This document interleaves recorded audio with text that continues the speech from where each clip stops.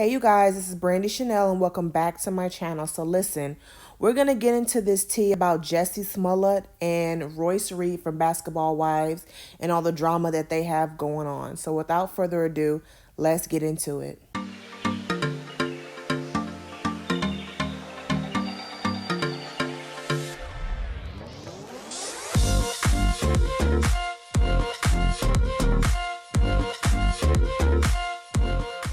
Okay, you guys, so it's pretty much been a week, okay? So we have a lot going on in the media and the news today, and two of the stories, and one of them just came out today, was Jussie Smollett and Royce Reed of Basketball Wives. So we're gonna first start with Jussie Smollett. I'm reading from the Neighborhood Talk, and Jussie Smollett was sentenced to 150 days in the slammer. Judge describes him as profoundly arrogant, selfish, and narcissistic. It says that Well Neighbors looks like Jussie Smollett will have to spend some months behind bars after lying about his 2019 attack. The judge sentenced Jussie to 150 days in jail and 30 months felony probation. The judge didn't hold back on Jussie, called him arrogant, selfish, narcissistic. He said Jussie wasn't motivated by money, but for attention, which is unacceptable. Jussie still claims he's innocent, though, even after being escorted out of the courtroom. His sentence will start immediately. He also, on top of spending 150 days in jail, he's also having to pay a restitution of 125,000, and he has to pay the state, I think, 20 or 25,000 dollars to the state, and of course the 30-day probation. Listen, when Jussie when Jussie left the courtroom, he raised his fist. He said he was innocent and that he is not suicidal. And I'm going to have you all listen to it here right now. Sheriff, court is adjourned. I am not suicidal. I am not suicidal. And I am innocent. I could have said that I was guilty a long time ago. So yes, honey, that is from the Neighborhood Talk, and that is what Jussie Smollett said. So listen, let me tell y'all. When this story first broke out, right, I was with Jussie. I was with him. I wanted to believe him because I didn't want to believe that somebody like him, a celebrity who just came off the show, I can't think of the show, Empire. It was Empire. I didn't want to think that he would do something like that because that is a serious allegation. Those were serious claims that he were making. He was coming from the subway. It was like 2 or 3 o'clock in the morning. It was snowing. It was in Chicago, and then two homophobic, too homophobic. It's not funny, but it is because the story just had too much sauce on it. Okay, it was the homophobic, Trump supporting, racist. These two big men, they attacked him. He had a noose around his neck. They put a noose around his neck and had some bleach. And then he went back up to his room. He went back to his apartment. He didn't call the police immediately. He called a friend of his, but he still had the noose tied around his neck. It just sounded crazy, but I was still with him because I've said, it could have happened, right? But then when the pictures came out of his injuries and all I saw was a little scratch under his eye, I was like, wait a minute, you was attacked? And that's all they did to you? Okay, but I still believe you because I'm with you. I'm with you. It sounds crazy, but I'm with you. What gave me the side eye was the fact that he was going around saying that he was the gay Tupac. And at that moment, I had to kind of pull back and then kind of change my perspective and be like, you know what? Listen, I'm gonna wait till this goes to court because this doesn't sound right. It doesn't sound right. And now I believe that he was lying.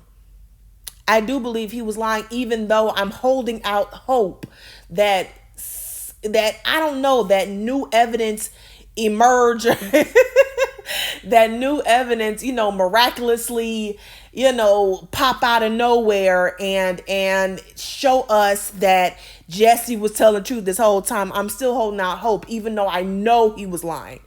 I know he was lying. And, it's unfortunate because he didn't have to do it. He didn't have to do all that for attention. He just didn't. And he kind of played on black people and gay people. He kind of played on our emotions because at the time this was around Trump, and I think this was also around the I think this is right before COVID. I can't remember. This was back in 2019, so I want to say it was COVID was approaching, but we were still going through all this shit with Trump, right? And these Trump supporters being disrespectful and us getting shot in the streets. We were going through all of that, and he kind of played us, right? Because we were like, oh, this is crazy. We're tired of seeing black people and gay people being attacked for just being who they are. And he played on that. And so it's very unfortunate.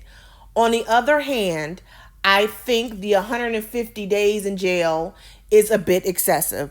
Now, there are people who are saying things like, they don't believe that he is going to spend that entire time in prison. But I mean, I feel like the jail time is excessive for a lie, because honestly, I think he got more time than the lady who and the than Aunt Becky and the other lady who lied about the whole college scandal. Who lied to get their kids into these great colleges or whatever.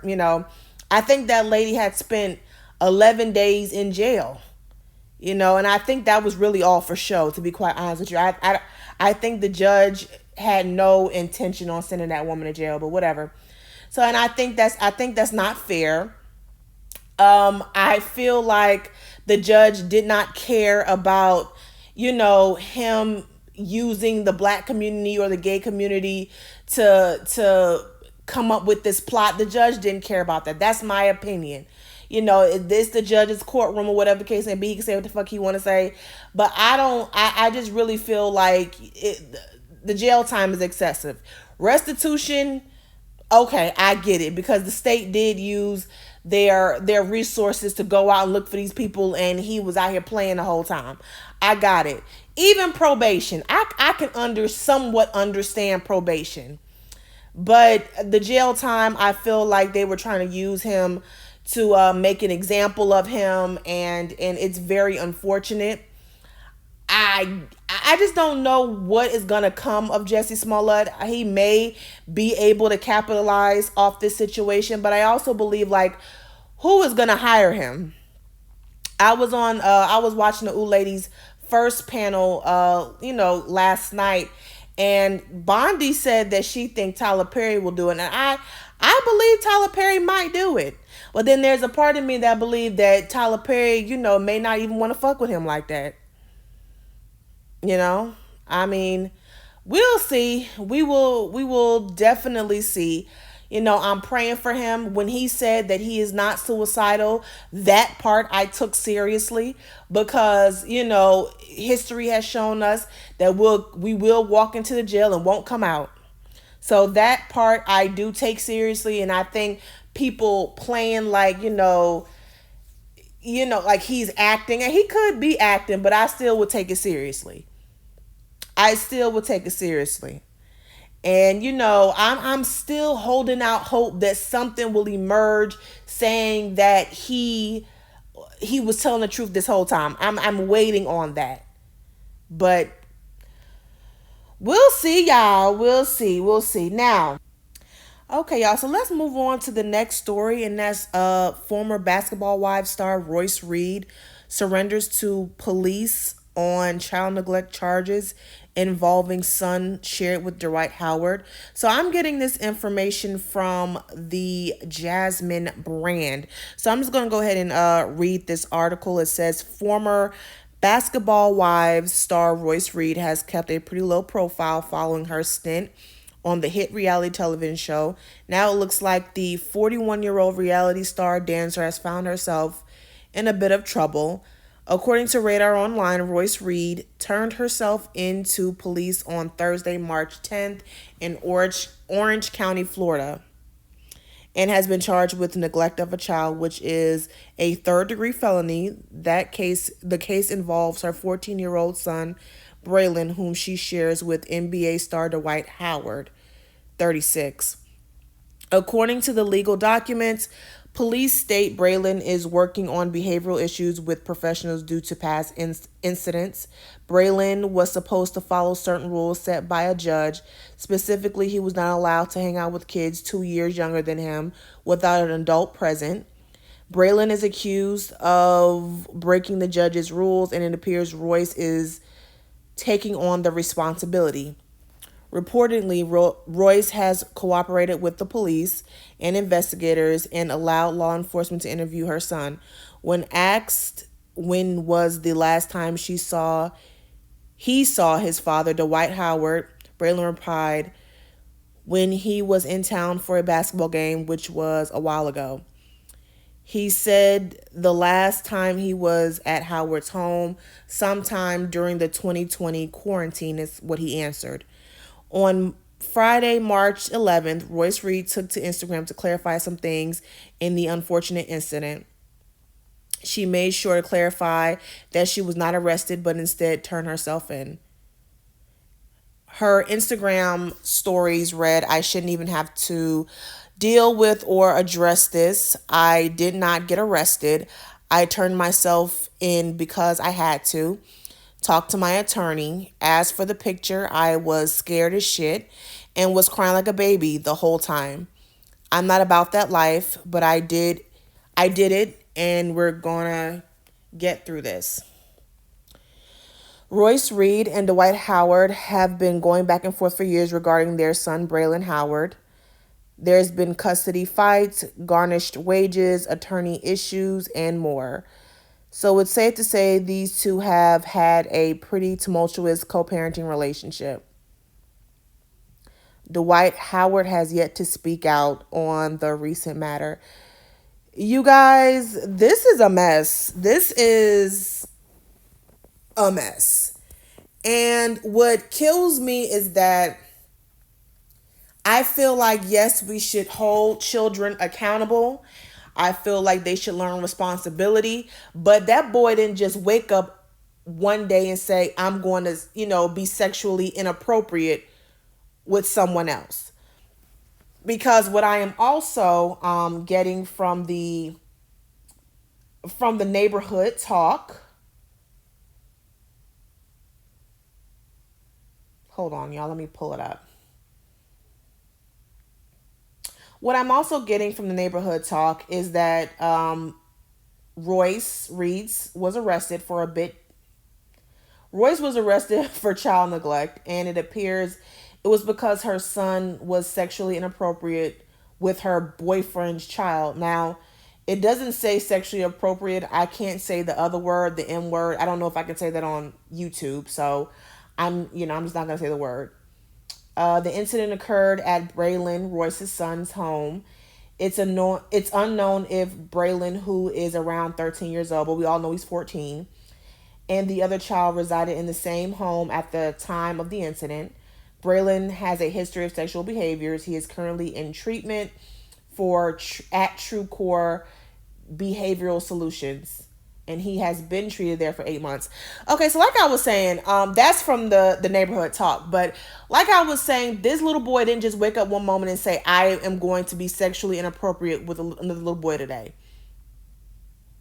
I just refuse to believe it. I feel like the adults in his life have been doing way too many things inappropriate in front of this child. They haven't explained it. or they haven't been cautious enough not to do it in front of him. And so now he is imitating what he is seeing. The most dangerous part about it is he's doing it when he's angry. So some adult in his life, whether it was his mother, his mother's boyfriend, or his father, he has watched that adult do something sexually inappropriate out of anger, and they've done it to somebody else. And now he is mimicking that behavior.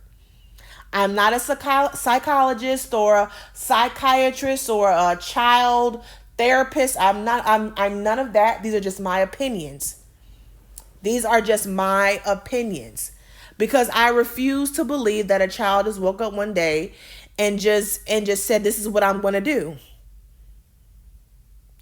And so what it sounds like from the Jasmine brand is that, yes, I don't think she neglected her child, but because Braylon is a minor, she had to take responsibility for him. And so she turned herself in, and I guess the charge was neglect. I mean, I'm kind of confused. She says she wasn't arrested. She turned herself in, but once you turn yourself in, you're turning yourself in to be arrested. I mean, that's what I thought. I don't know. I've never been arrested before, so I don't know. But anyway, I just really feel like this is a sad, sad, sad situation. The fact that it's been going on from 8 months to a year. I mean, this is something inappropriate has been going on in this child's life for him to act out that way. And I'm glad that Royce can see, saw the signs, and she took him into treatment to get help. But this is, I mean, it's just a sad situation. Not only is it a sad situation, he forced, from what I read on Neighborhood Talk, and I can't say that, I don't know if I can say that word, so I'm not going to say it. He made the son of her boyfriend, I feel so uncomfortable saying it because it's children, but he made the boyfriend's son do something inappropriate to him and his body part. So that's how I'm gonna say it, because I this is very uncomfortable to talk about because it's children, it's minors, and all these adults around. You got Royce, you got the boyfriend, and I don't even know if Dwight Howard is around, because the child said he ain't seen him since 2020. So what are you doing? And why has Royce kept him away from that child for so long? That was 2020. It's 2022. So I pray for that child. You know what kills me? There are people who want children and who will do the right thing by children. And then you have people who have kids, who are able to have kids, but don't know how to raise them, who don't do right by them, who neglect them, who do shit in front of them that they ain't got no business doing. Yeah. Okay, you guys. That is it, you guys. Pray for that baby. Pray for Jussie. I mean, this is just a sad situation. It's really, stuff like this really annoys me. Like it really does, because I hate to hear that. I am very sensitive when it comes to kids, and as much as we want to, like I said before, as much as we want to hold this child responsible, I feel like the parents should be more responsible. They're the ones to blame for this. I blame them more so than I do Braylon, to be quite honest with you. But that's it, you guys. That's my opinions on both these stories. Y'all let me know down in the comments how you guys are feeling about both of these sad situations. Just let me know down in the comment section. Don't forget to like, share, comment, subscribe to my channel. Until next time, toodles.